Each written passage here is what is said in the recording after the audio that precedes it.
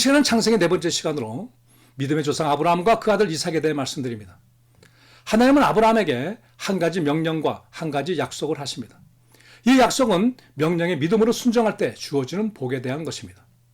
창세기 12장 1절로 3절 말씀입니다. 우선 명령은 고향 친척 아비집을 떠나 어디인지도 모르는 하나님이 보여줄 땅으로 가라는 명령입니다. 가장 편안하고 안정되며 많은 사람들과 더불어 행복한 삶을 살던 곳을 떠나 어딘지도 모르는 곳으로 하나님만 믿고 무작정 떠나라는 것입니다. 하나님 먼저 강력한 믿음을 근거로 한 순종을 요구하십니다. 그리고 그 순종에 따른 복을 약속하십니다. 그리고 이 한 가지 약속에는 무려 7가지 복이 담겨져 있습니다. 첫째, 큰 민족이 되게 해주시겠다는 복입니다. 후손의 번창을 의미하며 이는 가장 큰 복 중에 하나입니다. 숫자적 번창뿐 아니라 하나님의 백성이 되어 놀라운 복도 받게 됩니다. 이 복에 대해서 사도 바울은 로마서 9장 4절로 5절에서 증거하고 있습니다. 둘째, 그 자신을 위한 하나님의 복이 임한다는 것입니다. 하나님의 아브라함 자신을 위해 복을 충만하게 주시겠다는 의미입니다. 그는 평생 물질적 복은 물론 하나님과 동행하는 복을 받습니다. 셋째, 이름이 창대하게 되는 복은 놀라운 명예입니다. 결국 그는 하나님의 은혜로 많은 사람들의 칭송을 받게 됩니다. 지금도 기독교, 유대교, 이슬람교 모두 그를 믿음의 조상으로 인정합니다. 넷째, 그가 복이 된다는 것은 그 삶 자체가 복이 되어 그와 관련된 많은 사람들에게 복을 나누어 주게 됨을 말합니다. 다섯째, 아브라함이 축복하는 사람에게 하나님의 복을 주시겠다고 하십니다. 즉 남을 위해 하나님께 복을 비는 축복권을 주신 것입니다. 여섯째, 아브라함을 저주하는 자를 하나님이 저주하겠다고 하십니다. 그가 다른 사람부터 저주를 받지 않게 하시고 또 저주를 받아도 저주하는 자를 저주함으로 하나님이 보호해 주시겠다는 의미입니다. 그런데 우리가 주의해야 할 것은 만약 우리의 잘못으로 이웃이 우리를 저주한다면 그 이웃이 우리로 인해 하나님께 저주를 받게 된다는 것입니다. 이는 큰 비극이고 우리의 죄도 됩니다. 따라서 우리는 바른 삶을 살아 다른 사람들이 우리를 저주하게 만드는 일이 생기지 않도록 해야 합니다. 일곱째, 땅의 모든 족속들이 아브라함으로 인해 복을 받을 것을 약속하십니다. 바로 예수님이 그에게서 나오심을 알려주신 것입니다. 이 복들은 자신과 후손들뿐 아니라 온 인류의 복이 됩니다. 갈 바를 알지도 못하고 또 많은 것을 버리고 오로지 하나님의 명령에 순종하여 떠난 순종의 결단에 대해 하나님이 주시는 복입니다. 우리도 각자 하나님의 말씀에 이렇게 믿음으로 순종할 때 우리와 가족과 자손과 이웃이 복을 받게 될 것입니다. 하나님의 말씀이 증거입니다. 계속해서 성경은 아브라함은 하나님의 말씀을 따라갔고 동행한 롯은 아브라함을 따라갔다고 증거합니다. 즉 아브라함은 하나님을 쫓아갔지만 롯은 사람을 쫓아간 것입니다. 결국 후에 롯은 자신의 이익에 따라 쉽게 아브라함과 하나님을 떠납니다. 이로 인해 두 사람의 삶의 결과는 엄청난 차이를 이룹니다. 아브라함과 하나님을 떠난 롯은 포로로 잡혀가기도 하고 특히 창세기 19장에 보면 그의 비참한 종말이 기록되어 있습니다. 우리도 사람이 아니라 하나님을 쫓아가야 합니다. 물론 신앙의 멘토는 있습니다. 하지만 우리는 그 멘토의 신앙의 모습과 태도와 믿음을 쫓아가야지 그가 믿음의 대상이 되어서는 안 됩니다. 가나안에 도착한 그에게 하나님이 나타나시어 가나안을 자손들에게 주겠다고 다시금 그에게 약속하십니다. 이에 아브라함은 하나님께 제단을 쌓고 여호와의 이름을 부른 후에 가나안 남방에 거주합니다. 어느 날 그 지방에 심한 가뭄이 오자 아브라함은 가뭄을 피해 애굽으로 내려갑니다. 하나님을 믿지 못하고 환경을 걱정하는 불신앙입니다. 그는 자신에게 다가올지도 모를 위험을 방지하기 위해 부인 사례를 누이 동생이라고 속이다가 애굽의 바로에게 부인을 빼앗길 뻔합니다. 물론 하나님의 도우심으로 어려움에서 벗어날 뿐 아니라 하나님 은혜로 더욱 부자가 되어 가나안으로 돌아옵니다. 아브라함이 부자가 되자 롯도 부자가 됩니다. 당시 부자가 된다는 것은 양 같은 가축이 많아진다는 것입니다. 그래서 좁은 장소에 가축이 많아지자 두 집안의 종들이 다투는 일이 많이 발생하게 됩니다. 이를 본 아브라함은 롯과 갈라지기로 결정하고 먼저 조카 롯에게 선택권을 줍니다. 이것은 마음이 넉넉한 사람의 멋있는 결정입니다. 선택권을 받은 롯은 사양도 않고 주위를 둘러봅니다. 그리고 세상적이고 경제적인 면만을 고려하여 동쪽 즉 소돔과 고모라를 선택합니다. 그리고는 미련 없이 아브라함과 하나님을 떠납니다. 그런데 그곳은 경제적인 풍요는 있지만 악으로 가득한 곳입니다. 롯은 곧 바로 알게 되지만 경제적인 미련 때문에 그곳에 정착합니다. 경제적인 풍요로움을 위해 선과 의를 버리고 악을 선택한 것입니다. 결국 그 결정은 후에 그를 처절한 실패로 이끕니다. 롯이 떠난 후 하나님의 뜻에 순종하여 가나안에 남은 아브라함에게 하나님이 나타나 그에게 후손이 창대하게 되고 그 후손에게 가나안을 주시겠다는 약속을 다시 한번 확인시켜 주십니다. 가나안에 큰 전쟁이 일어납니다. 그런데 롯이 속한 소돔의 왕이 패하여 롯과 많은 사람들이 포로로 잡혀갑니다. 이 말을 듣는 아브라함은 자신의 종 318명을 데리고 가서 전투에 승리하여 롯을 포함하여 포로로 잡혀가던 사람들을 구해옵니다. 싸움에 나갈 만한 종이 318명이나 있었다는 사실만 모아도 아브라함이 당시 엄청난 부자이며 대단한 영향력을 갖고 있음을 알 수 있습니다. 돌아오는 길에 예수님을 예표하는 하나님의 제사장이자 살렘 왕인 멜기세덱을 만나 전리품의 11조를 드립니다. 이는 하나님이 이 전투에서 승리하게 해주셨다는 감사의 표시이며 하나님을 만왕의 왕으로 인정하는 믿음의 행동입니다. 아브라함은 이렇게 하나님께 아름다운 믿음의 행동을 자주 합니다. 그래서 많은 실수도 하지만 하나님의 놀라운 사랑을 받습니다. 그때까지 아브라함에게는 아직도 아들이 없었습니다. 그래서 그의 상속자는 다메섹 사람 엘리에셀이었습니다. 그런데 하나님이 아브라함에게 아들을 주실 것과 그 아들이 상속자가 되며 그 후손이 창대해질 것을 다시 약속하십니다. 이때 아브라함이 이 말을 듣고 믿으니 하나님의 일을 의로 여기십니다. 하나님의 의는 행함이 아니라 믿음으로 얻습니다. 또 하나님은 이 땅을 아브라함과 후손에게 주시겠다고 하십니다. 그래서 아브라함은 이 약속의 증거를 보여달라고 합니다. 그래서 하나님은 동물을 잡아 양쪽으로 벌려 놓으라고 하십니다. 이 풍습은 당시 사회에서 두 당사자가 계약을 맺을 때 이와 같이 동물을 잡아 양쪽으로 펼쳐 놓은 후 그 사이로 같이 지나갑니다. 이는 만약 누구든지 계약을 어기는 자는 이 동물같이 죽임을 당한다는 약속의 다짐입니다. 계속해서 하나님은 후손들이 사대 만에 다시 가나안으로 돌아와 정착할 것이라고 합니다. 아직 가나안이 멸망할 정도로 악하지 않기 때문입니다. 그 말씀 후에 벌려놓은 동물 사이로 하나님이 홀로 지나가십니다. 이는 정말 아브라함과 우리에 대한 놀라운 하나님의 사랑의 표현입니다. 우리는 수없이 하나님을 배신하고 거역하며 불순종하겠지만, 그래서 하나님과의 언약을 계속해서 어기겠지만, 이에 상관없이 하나님은 끝까지 우리를 사랑하고 언약을 지키겠다는 하나님의 다짐의 표시입니다. 그래서 죄로 인해 하나님과 원수가 되고 하나님을 끝까지 거역하는 우리를 위해 예수님을 보내 십자가에서 죽게 하시고 부활하도록 하시어 우리에게 구원과 함께 영생을 주시는 것입니다. 지금까지 그 사랑은 전혀 변하지 않고 있고 그리고 영원히 변하지 않을 것입니다. 이 간단한 행동으로 하나님은 아브라함과 그의 믿음의 후손들에게 위대한 사랑의 약속을 하신 것입니다. 사례는 아브라함을 통해 하나님의 약속을 받았지만 이를 기다리지 못하고, 아니 믿지 못하고 하갈이라는 하녀를 아브라함에게 주어 임신하게 합니다. 그러자 임신을 한 하갈은 본부인 사례를 무시하다가 쫓겨났으나 다시 돌아와 이스마엘을 낳습니다. 아브라함 86세 때 일입니다. 그런데 이 일 후로 13년 동안 하나님은 아브라함에게 나타나지 않으십니다.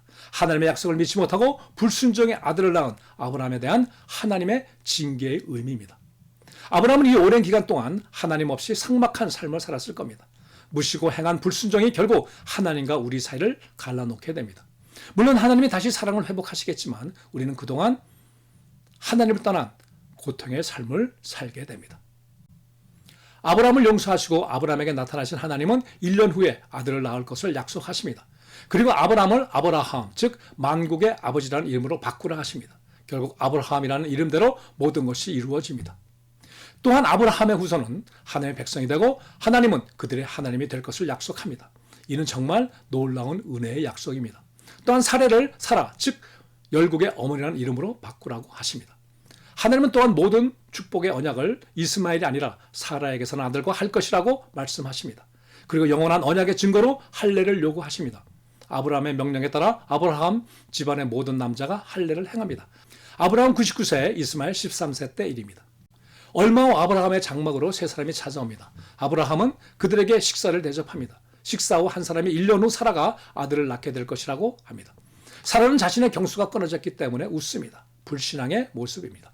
그래서인지 아들의 이름이 이삭이 됩니다. 이삭은 웃음이라는 의미입니다. 길을 떠나면서 아브라함에게 자신들이 소돔과 고모라의 죄악이 너무 크므로 그것을 멸망시킬 것이라고 합니다. 그래서 아브라함은 롯을 생각하여 의인 50명을 시작으로 점점 줄어 의인이 10명이 있으면 멸하지 않기를 간구하자 하나님은 허락하십니다. 아마 아브라함은 롯과 그 가족들, 하인들 해서 적어도 10명의 의인은 있지 않겠느냐고 생각했을 겁니다. 그러나 그곳에는 롯을 포함하여 의인이 전혀 없었습니다. 한 사람은 떠나고 소돔에 도착한 두 사람은 롯의 집에 머뭅니다. 그래서 밤에 주민들이 찾아와 두 사람을 내놓으라고 합니다. 그들과 관계를 갖겠다는 것입니다. 그때도 동성애가 있었던 것 같습니다. 이 두 사람은 주민들의 눈을 멀게 한 후에 롯에게 곧 소돔과 고모라가 멸망하게 될 것이니 모든 가족들을 데리고 피하라고 합니다. 이는 롯이 의로워서가 아니라 그들이 아브라함을 생각해서입니다. 롯은 곧 사위들을 찾아가 이 말을 전하자 그들은 농담으로 여기며 롯의 제안을 거절했고 결국 모두 죽임을 당합니다. 하나님의 말씀은 하나님의 말씀으로 신중하게 들어야 합니다. 롯은 부인과 두 딸을 데리고 가까운 성으로 도망하다가 그의 부인은 두고 온 세상 것에 미련이 남아 뒤를 돌아보다가 소금 기둥이 됩니다. 소돔과 고모라와 인근 지역이 하나님의 징계로 인해 완전히 유황불에 태워지며 악과 함께 사람은 물론 모든 생물들이 죽습니다. 롯과 두 딸은 다시 산으로 피했고 거기서 아버지와 딸들이 관계하여 모압과 베남미를 낳습니다. 이들로부터 모압, 암몬 두 종족이 나옵니다. 이 두 종족들은 끝까지 이스라엘과 대적하다가 결국 사라지게 됩니다. 사라는 하나님의 약속대로 임신하게 되고 때가 되어 이삭을 낳습니다. 아브라함은 큰 잔치를 엽니다. 사라가 이삭의 형 이스마엘이 이삭을 괴롭히는 것을 보고 아브라함에게 고하자 마음은 괴롭지만 하갈 모자를 쫓아냅니다. 쫓겨난 그들은 광야에서 고통 가운데 있다가 하나님의 도우심으로 다른 곳에 정착하여 12아들을 낳고 후에 큰 민족을 이루게 됩니다. 어려운 하나님은 아브라함에게 하나님이 알려주신 곳에 이삭을 제물로 번제를 드리라고 합니다. 번제는 제물을 태워 드리는 제사입니다. 엄청난 명령입니다. 다음날 새벽 그는 이삭과 종들과 함께 떠납니다. 지정하신 곳에 도착하자 하인들과 나귀를 산 밑에 두고 번제를 위한 나무집을 이삭에 지우고 아브라함은 불과 칼을 들고 갑니다. 이삭은 제물이 어디 있냐고 묻자 아브라함은 하나님이 준비하실 것이라고 대답합니다. 하나님이 정하신 곳에 도착하자 아브라함은 나무를 쌓고 이삭을 나무단 위에 놓고 죽이려 합니다. 그때 하나님이 나타나셔서 그를 말리고 이삭 대신 하나님이 준비하신 숫양으로 제사를 드리게 하십니다. 제사 후에 하나님은 이삭까지도 아끼지 않고 제물을 드리려는 아브라함에게 자손의 번창과 함께 그의 후손에서 그리스도가 나와 천하 만민이 구원을 받게 될 것을 약속하십니다. 그때부터 아브라함은 하나님이 진정으로 인정하는 믿음의 사람이 되고 이스라엘 백성의 위대한 역사가 시작이 됩니다. 그리고 그의 믿음의 삶은 후에 이스라엘 백성이 타락하고 하나님께 불순종해도 하나님의 그의 후손을 끝까지 돌보게 하는 동기가 됩니다. 그 후에 사라가 120세에 생을 마칩니다. 그러자 아브라함은 가나안 해족속의 땅에 있는 막벨라 굴을 구입하여 사라를 매장합니다.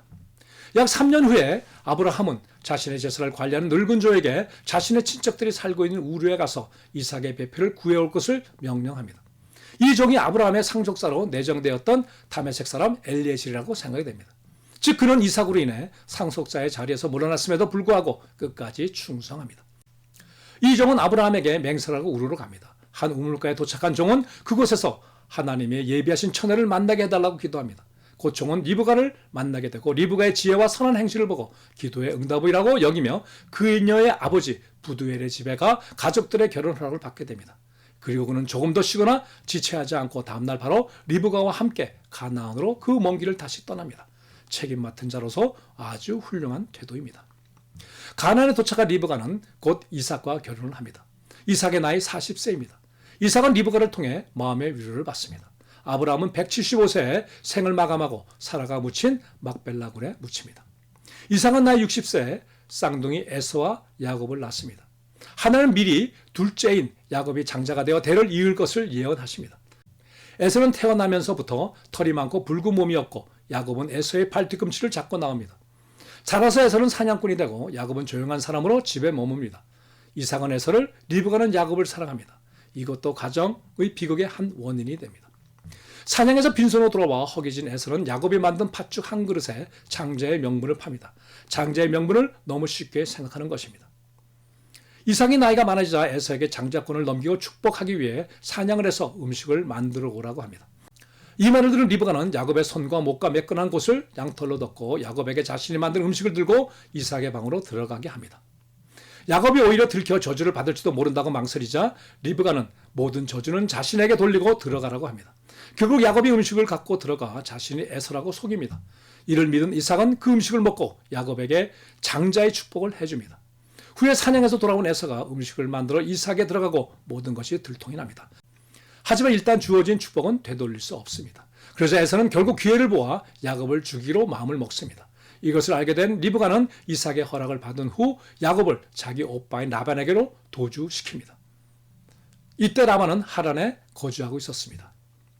벼랑간 도주를 하게 된 야곱은 하란으로 가던 도중 한 곳에 머물러 잠을 자다가 꿈결에 천사들이 오르락내리락 거리는 사다리를 보게 되고 그 사다리 위에서 여호와께서 야곱에게 자신이 창대하게 지며 반드시 야곱과 함께 하시겠다는 말을 듣고 잠에서 깨어납니다. 그리고 야곱은 하나님의 말씀대로 이루어져 자신이 편안히 가나안으로 돌아오게 되면 하나님을 자신의 하늘부터 섬길 뿐 아니라 자신의 가진 것의 10분의 1을 드릴 것을 서원합니다. 그리고 하란으로 떠납니다. 그리고 이것을 베델로 부르게 됩니다. 베델은 하나님의 집이라는 뜻입니다. 이상으로 아브라함과 이삭에 대해 말씀을 마칩니다. 마지막으로 생각해야 할 점은 하나님은 이미 야곱을 장자로 하실 것을 약속하셨으므로 아무리 이삭이 에서를 장자로 삼으려 해도 되지 않습니다. 따라서 리브가는 하나님의 약속하심을 기다려야 하는데 자신이 술술 써서 남편을 속이고 큰 아들을 분노하게 하며 형이 동생을 죽이려고 하는 큰 비극을 맞이하게 됩니다. 분명하게 하나님의 약속을 알고 있었지만 이삭은 에서를 사랑하므로 그리고 리브가는 야곱을 사랑하므로 이런 비극이 일어난 것입니다. 하나님의 약속보다 자신들의 방법을 더 신뢰한 것입니다. 그리고 성경은 리브가의 유모의 죽음도 기록하였는데 리브가에 대해서는 나머지 삶도 죽음도 전혀 기록하지 않고 있습니다. 성경에서 사라진 것입니다. 저주를 자기에게 돌리라는 말이 실현된 것입니다. 하나님은 하나님의 때와 방법을 기다리지 못하고 인간적인 실수로 악을 범한 리브가를 용서하지 않으신 것입니다. 아무리 결과가 좋다고 해도 하나님은 그 과정도 보십니다.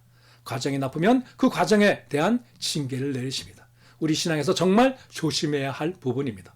다음 시간은 야곱의 나머지 삶과 12형제, 특히 요셉에 대해 말씀드리며 창세기를 끝냅니다.